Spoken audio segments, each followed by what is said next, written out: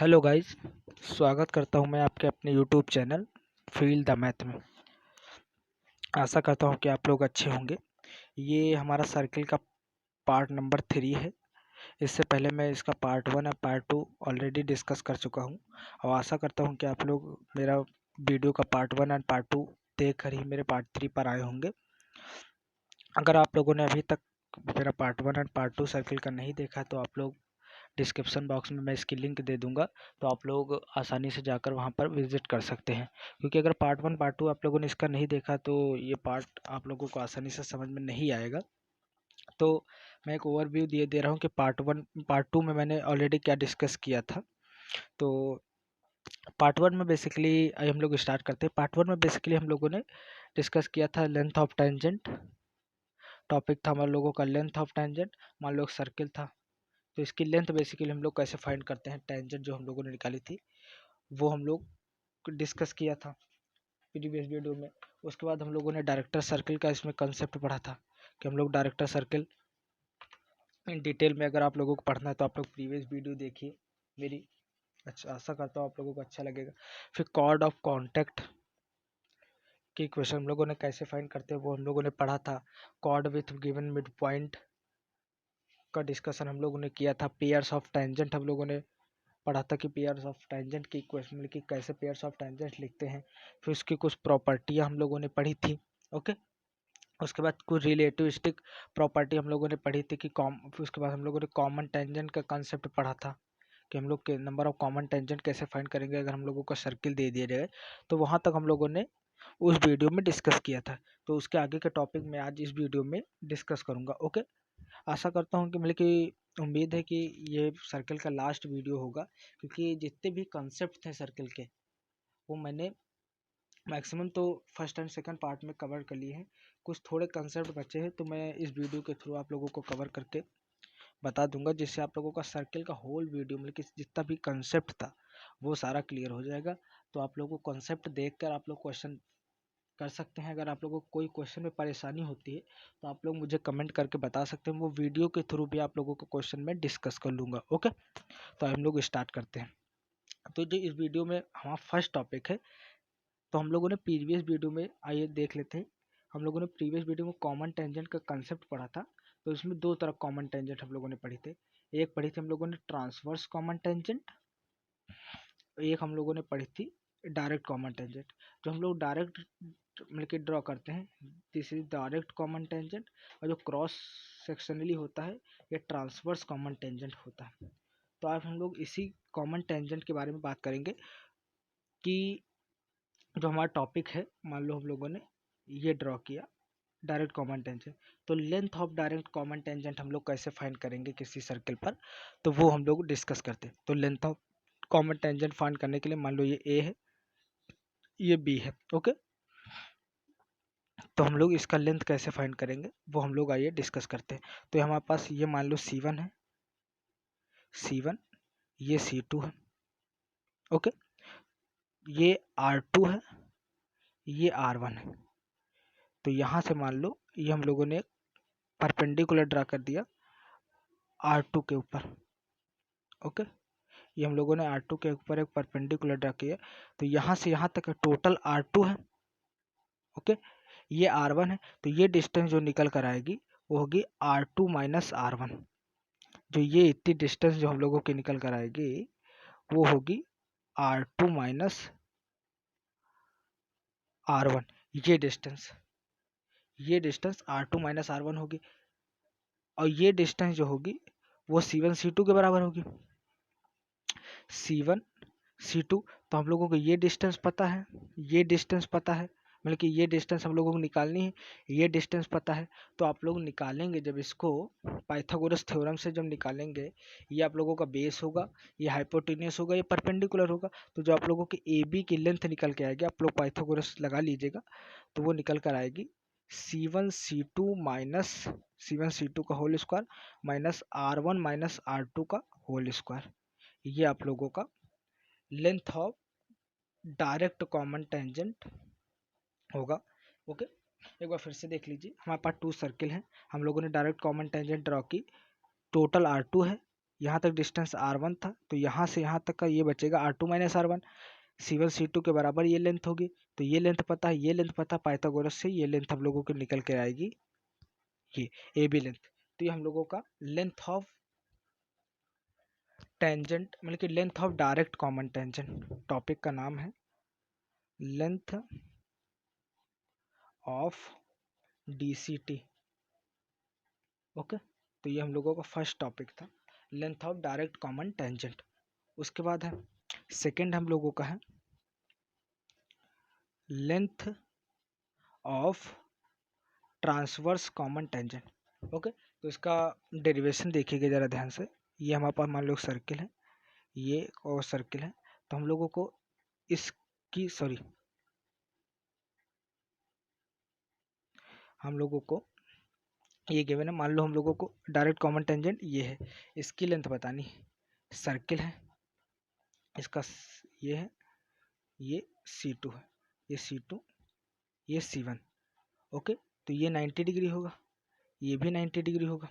Okay, तो हम लोग थोड़ा इसको एक्सटेंड करते हैं, और ये C1 है जो हम लोग इससे थोड़ा इसको मिला देते हैं। ओके, तो हम लोग इसको मिलाएंगे, हम लोग ये इस पर हम लोग एक्सटेंड करने के बाद परपेंडिकुलर ड्रॉ करते हैं, तो ये एज अ रेक्टेंगल वर्क करेगा, ये रेक्टेंगल वर्क करेगा। तो ABCD, चूंकि ये 90 है तो ये भी 90 होगा, ये 90 है तो ये मतलब कि चारों एंगल का सम 90-90 होना चाहिए, तो एज अ रेक्टेंगल वर्क करेगा। तो रेक्टेंगल के अपोजिट साइड जो होते हैं इक्वल होते हैं, तो AB जो होगा वो DC के इक्वल होगा, तो AB की वैल्यू हम लोगों के DC के इक्वल होगी, तो AB is equal to DC।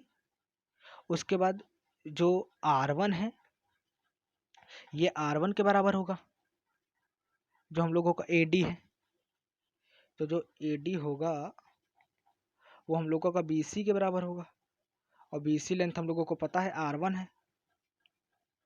एक बार फिर से देख लीजिए, ये हमारा सर्किल था,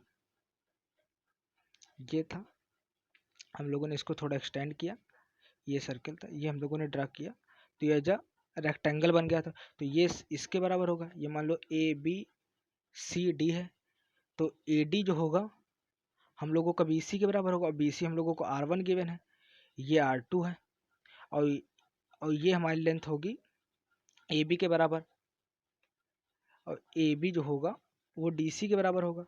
तो ये टोटल लेंथ, अब पाइथागोरस थ्योरम हम लोग लगा देंगे, ये लेंथ हम लोगों को निकालनी है, ये R1 प्लस R2 पता है, ये लेंथ हम लोगों को बेसिकली फाइंड करनी है, और C1 C2 की डिस्टेंस तो आप लोग निकाल ही लेंगे। तो पाइथागोरस थ्योरम से आप लोग ये निकालेंगे, तो जो इसका रिजल्ट निकल कर आएगा वो आता है अंडर रूट C1 C2 का होल स्क्वायर, क्योंकि रेडियस इसमें ऐड हो रही है, तो R1 प्लस R2 का होल स्क्वायर, ये आप लोगों का रिजल्ट होगा। ओके, एक बार फिर से देख लेते हैं, हम लोगों को ये डिस्टेंस निकालनी थी, मतलब कि सॉरी ये डिस्टेंस, तो ये मतलब कि राइट एंगल ट्रायंगल एक बन रहा था, राइट एंगल मतलब कि रेक्टेंगुलर बन रहा था, तो रेक्टेंगुलर की प्रॉपर्टी होती है अपोजिट साइड इक्वल होंगे। ओके, तो ये अपोजिट साइड जो है वो आपस में इक्वल हो गए, तो ये साइड इक्वल होगा, तो यही हमको बताना था, और ये साइड इक्वल होगा, तो ये R1 के बराबर होगा, एडिशन हो जाएगा। ये लेंथ C1 C2 हमको पता है, ये निकालना है, तो पाइथागोरस थ्योरम लगाकर आप लोग निकाल सकते हैं, जिसका रिजल्ट निकल कर आएगा ये है। पाइथागोरस थ्योरम तो आप लोग लगा ही लेते होंगे। ओके, तो ये हमारा क्लियर होगा length of transverse common tangent. Okay, उसके बाद जो नेक्स्ट टॉपिक हम लोगों का आता है वो आता है point of intersection of transverse common tangent and direct common tangent. Point of intersection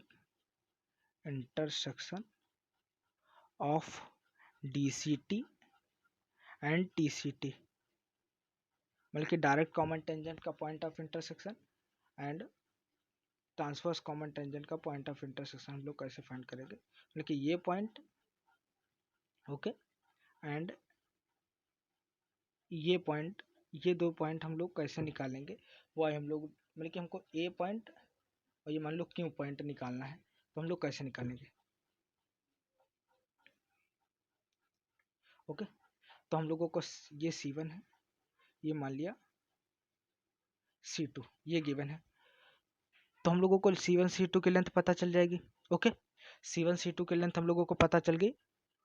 तो हम लोग क्या करेंगे, ये R1 है, C1 C2 है, तो C1 C2 में से अगर हम लोग, ये टोटल लेंथ हम लोगों को पता है।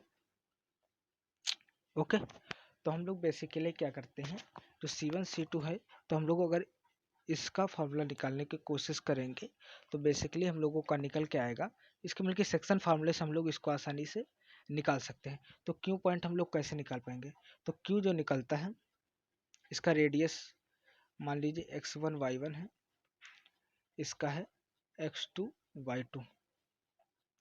ओके, तो जो ये निकल कर आता है, जो इंटरनली होता है, ये इसके रेडियस, जो C1 C2 का रेडियस होता है, इसके रेशियो में सेक्शन फार्मूला आप लोग लगाएंगे। ये R1 है, ये R2 है। तो बेसिकली इसमें क्या होता है हम लोगों का, अगर आप लोग सेक्शन फार्मूला अप्लाई करेंगे, सेंटर आप लोगों को पता है, ये R1 एंड R2 के रेशियो में इंटरनली डिवाइड करता है। आप लोग m और क्रॉस n का फार्मूला लगाते हैं, तो जो R1 R2 है, या तो आप लोग ऐसे समझिए, R1 की वैल्यू पता, R2 की वैल्यू पता, टोटल डिस्टेंस आप लोगों को पता है। ओके, तो आप लोग क्या करेंगे, R1 की वैल्यू आप लोग माइनस करिए, R2 की वैल्यू माइनस करिए, तो इतनी वैल्यू आप लोगों को निकल के आएगी। हाफ कर देंगे तो ये वैल्यू पता चल जाएगी। तो यानी कि R1 से O तक का, C1 से Q तक का वैल्यू आप लोगों को पता चल जाएगी, एंड Q से C2 तक का वैल्यू पता चल जाएगी। तो ये एज अ M वर्क करेगा, ये एज अ N वर्क करेगा। तो आप लोग सेक्शन फार्मूला लगा के इंटरनली पॉइंट निकाल सकते हैं। ओके, और इसी तरह आप लोग एक्सटर्नल पॉइंट भी आप लोग इसी तरह निकाल सकते हैं। इंटरनली डिवाइड करता है तो mx2 plus nx1 upon m plus n, ये इंटरनली है, and my2 plus ny1 upon m plus n, ये इंटरनली है। एक्सटर्नली में my2 mx2 minus nx1 upon m minus n, and my2 minus ny1 upon m minus n, ये externally है। Okay, तो आप लोग ये यूज कर सकते हैं। एक बार फिर से रिपीट कर दे रहा हूँ, आप लोगों का क्या होगा, ये डायरेक्ट कॉमन टेंजेंट है। ओके, ये इंटरनली पॉइंट है, ये एक्सटर्नली। तो आप लोगों को R1 C1 से C2 तक का डिस्टेंस पता चल जाएगी। तो R1 distance and R2 minus करोगे तो ये डिस्टेंस आएगा, इसका हाफ करोगे तो ये आपको पता चल जाएगा। तो C1 से Q तक का पॉइंट आप लोगों को पता चल गया, इसको मान लो M मान लिया, एंड Q से C2 तक का पता चल गया N। तो ये as M cross M ratio N में आ गया। तो इंटरसेक्शन फार्मूला लगा के आप लोग ये पॉइंट इंटरनली एंड ये एक्सटर्नली आप लोग फाइंड कर सकते हैं। ओके, आशा करता हूँ आप लोगों को क्लियर हुआ होगा ये टॉपिक। ओके, तो इस तरह आप लोग मतलब कि intersection point of direct common tangent and transverse common tangent निकाल सकते हैं। उसके बाद हम लोगों को जो नेक्स्ट टॉपिक आता है, ऑर्थोगोनलिटी। ओके, इसका डायरेक्ट फॉर्मूला दूंगा मैं, क्योंकि इसका डेरिवेशन ज़्यादा इंपॉर्टेंट है नहीं। ओके, ऑर्थोगोनलिटी क्या होती है, हमारा मान लो टू सर्किल इंटरसेक्ट कर रहा है, एक ऐसा पॉइंट दोनों पे हम लोगों ने टेंजेंट तैयार किया, तो इन दोनों के बीच का एंगल जो होना चाहिए वो 90 डिग्री होना चाहिए। फिर से हम लोग समझ लेते हैं, थोड़ा क्लियर नहीं बन पाया इसका डायग्राम। अगर सर्किल इंटरसेक्ट कर रहा है तो एक पॉइंट है, हम लोगों ने इस सर्किल पर टच किया, इस पर हम लोगों ने टेंजेंट ड्रॉ की, तो इन दोनों टेंजेंट के बीच का जो एंगल आया है वो बेसिकली 90 डिग्री होना चाहिए। फिर ऑर्थोगोनलिटी की कंडीशन, ऑर्थोगोनलिटी की कंडीशन ही होती है बेसिकली कि angle between two tangent are 90 degree. Okay, तो जो इसकी क्वेश्चन निकल के मतलब कि इसका जो निकालने का तरीका ऑर्थोगोनलिटी पूछा है, तो बेसिकली होता है 2G1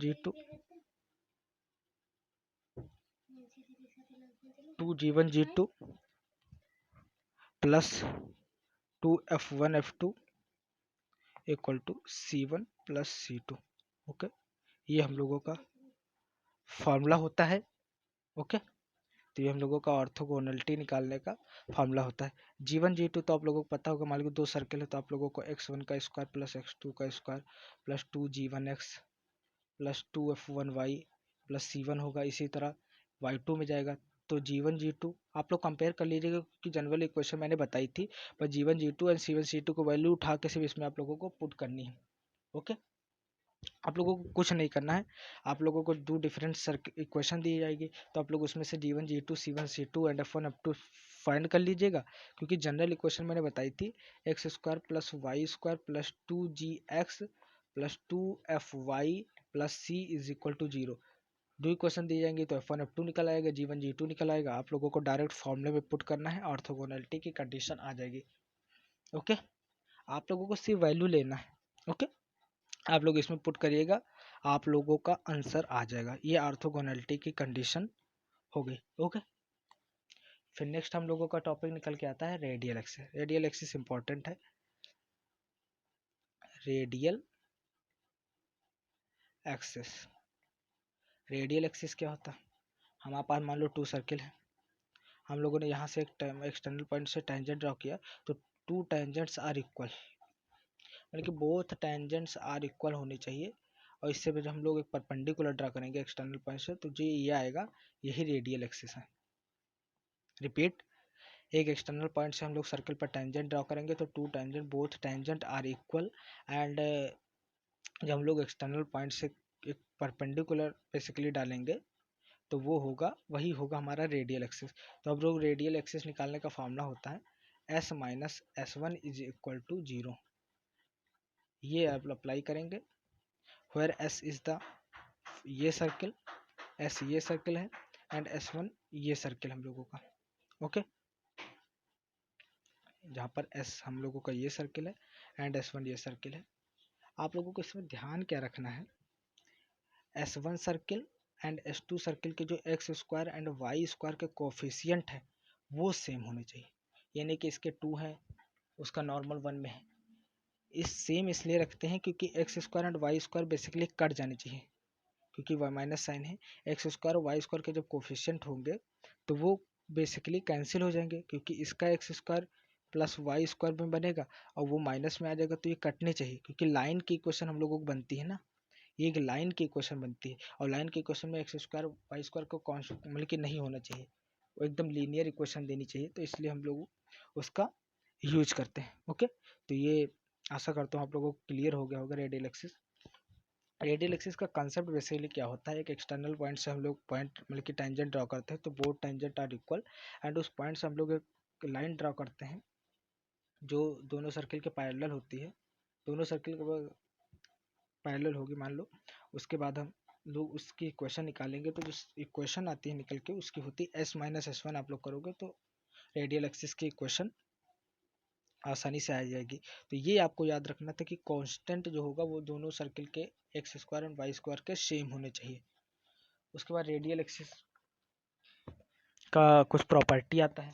मान लो हमारे पास फर्स्ट प्रॉपर्टी है 2 सर्किल कट कर रहे हैं, तो इन दोनों का जो कॉमन कॉर्ड होगा वो बेसिकली रेडियल एक्सिस ही होगा। रेडियल एक्सिस, क्योंकि टेंजेंट ड्रॉ करोगे तो इक्वली करेगा। तो याद रखना कि 2 सर्किल अगर इंटरसेक्ट कर रहे हैं तो इन दोनों का जो कॉमन कॉर्ड होगा, जो इन दोनों सर्किल का ये भी कॉमन कॉर्ड होगा, ये भी कॉमन कॉर्ड है, वो रेडियल एक्सिस ही होगा। तो आप लोग S माइनस S डैश कर सकते हैं। ओके, उसके बाद हम लोगों का जो नेक्स्ट आता है, मान लो हमारे पास 2 सर्किल टच कर रहे हैं, वो सर्किल आर टच, तो जो लोगों को कॉमन टेंजेंट होगा वो भी बेसिकली रेडियल एक्सिस ही होगा। ये प्रॉपर्टी है। सेकंड, कॉमन टेंजेंट जो होगा वो भी रेडियल एक्सिस, यानी कि आप लोगों को अगर 2 सर्किल टच कर रहे हैं, उनको कॉमन टेंजेंट पूछा है कि कॉमन टेंजेंट की इक्वेशन बताइए, तो बेसिकली आप लोगों को कुछ नहीं करना है, S माइनस S डैश लगा देना है, तो वही आएगा कॉमन टेंजेंट रेडियल एक्सिस का कॉन्सेप्ट। ओके, तो ये प्रॉपर्टी थी हमारे पास। एक सिंपल सा एक मतलब कि और थोड़ा रेडियल एक्सिस का कॉन्सेप्ट है। क्या कहता है कि मान लो हमारे पास 3 सर्किल है, ये हम लोगों ने इससे रेडियल एक्सिस ड्रा करी तो ये आएगी, इससे ड्रा करोगे तो ये आएगी, इससे ड्रा करोगे तो ये आएगी। तो अब हम लोग क्या करते हैं, इसके सेंटर को एज अ पॉइंट मानकर एंड जो इन दोनों का इंटरसेक्शन पॉइंट है ये एज अ सेंटर बिहेव करेगा, और जो हम लोग इससे ये डिस्टेंस रेडियस मानकर हम लोग सर्किल ड्रा करेंगे तो वो इन दोनों के सेंटर से पास करेगा। ये रेडियल एक्सिस की प्रॉपर्टी है। रिपीट, 3 सर्किल है हम लोगों के पास, 3 सर्किल है। अब हम लोग अलग अलग सर्किल का रेडियल एक्सिस निकालेंगे, तो जो तीनों का इंटरसेक्शन पॉइंट है वो एज अ सेंटर बिहेव करेगा किसी न्यू सर्किल के लिए, और उससे हम लोग किसी भी एक सर्किल के सेंटर से डिस्टेंस लेकर अगर हम लोग एक लोकस सर्किल ड्रा करेंगे तो इन दोनों सर्किल मतलब कि तीनों सर्किल के सेंटर से पास करेगा। तो न्यू सर्किल की क्वेश्चन आप लोग लिख सकते हैं। ये क्वेश्चन मतलब कि बना के दे सकता है तो आप लोग ये प्रॉपर्टी यूज कर सकते हैं। ओके, ये ज़्यादा इम्पोर्टेंट है नहीं, आप लोग इसको देख सकते हैं एक बार। ओके, उसके बाद हम लोगों का नेक्स्ट टॉपिक आता है family of circle. Family of circle. Okay, family of circle में क्या होगा, आपको जो सर्कल आता है न्यू सर्कल मान लो सी डैश, वो आता है C1 प्लस लेमडा C2।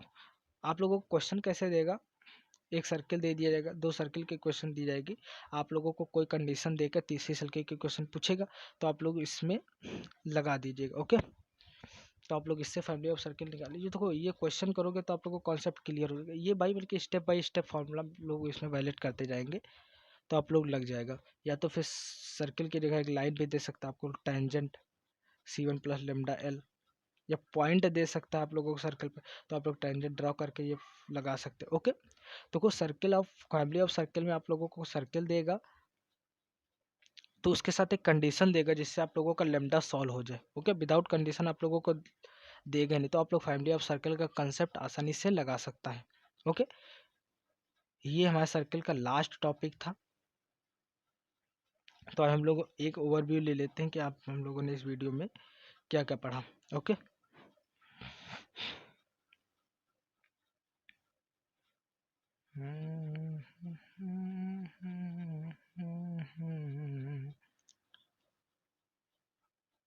तो सबसे पहले हम लोगों ने इस वीडियो में पढ़ा था, स्टार्टिंग हम लोगों की होती length of direct common tangent.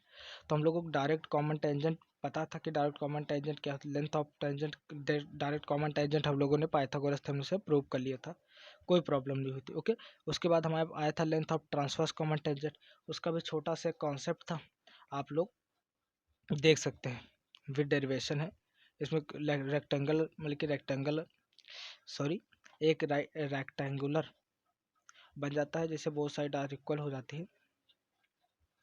तो आप लोग इसको भी देख लीजिएगा ध्यान से। इसमें समझने वाला क्या, एक छोटी सी प्रॉपर्टी थी, आप लोग इसका फार्मूला देखो, फार्मूला भी आप लोग इसका यूज़ कर सकते हैं, लेकिन आप लोग जब इसका डेरिवेशन करे रहेंगे ना तो आप लोगों को फार्मूला याद करने में आसानी होगी। ओके, इसलिए आप लोग डेरिवेशन भी इसका देख लीजिएगा। ओके, फिर हमारा आया था point of intersection of direct common tangent and transverse. तो आप लोगों का सेक्शन फार्मूला इसमें बेसिकली यूज हुआ था, जो आप लोगों ने बेसिक में काफ़ी अच्छे से पढ़ा होगा। फिर ऑर्थोगोनलिटी कंडीशन थी, ये आप लोग डायरेक्ट याद रखिएगा, आप लोग थोड़ा पुट कर दीजिएगा, आप लोगों का आंसर आ जाएगा। फिर radial axis, two external point से टू टेंजेंट ड्रॉ करोगे तो वो टेंजेंट आर इक्वल। ओके, तो ये S माइनस S डैश, ये याद रखिएगा, वेरी इंपॉर्टेंट है। और जो मैंने इसकी S minus S1 is equal to 0, जो इसकी प्रॉपर्टी बताई थी मैंने, वो भी याद रखिएगा, वो बहुत इंपॉर्टेंट है। ओके, तो इसकी प्रॉपर्टी भी आप लोग याद रखिएगा।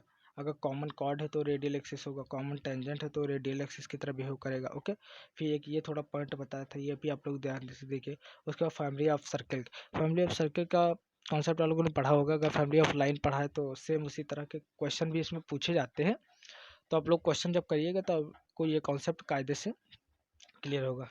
तो इसी के साथ हमारा सर्किल टॉपिक क्लियर होता है। सर्किल के जितने कॉन्सेप्ट थे मैंने अपने वीडियो के थ्रू सारे डिस्कस कर दिए हैं। अगर आपको लगता है कि कोई कॉन्सेप्ट मुझसे मिस हुआ है तो आप लोग कमेंट करके बता सकते हैं।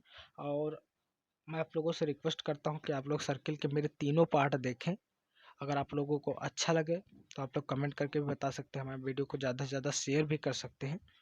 अगर आप लोगों को अच्छा लगे तो शेयर एंड सब्सक्राइब भी कर सकते हैं। तो आज इसी के साथ मेरा सर्किल का सारा कॉन्सेप्ट क्लियर मतलब कि सारा पार्ट क्लियर होता है। तो आगे आने वाली वीडियो में मैंने जेमेंस के और इम्पोर्टेंट टॉपिक डिस्कस करूँगा जिस पर मैं वीडियो बनाऊँगा, और इसी तरह सारे कॉन्सेप्ट क्लियर करूँगा। ओके, आशा करता हूँ आप लोग पढ़ाई कर रहे होंगे और आसानी से तैयारी कर रहे होंगे, क्योंकि ये एक पैंडमिक सिचुएशन है, यही समय है, आप लोग काफ़ी अच्छे से तैयारी कर सकते हैं। Okay, thank you for watching, bye.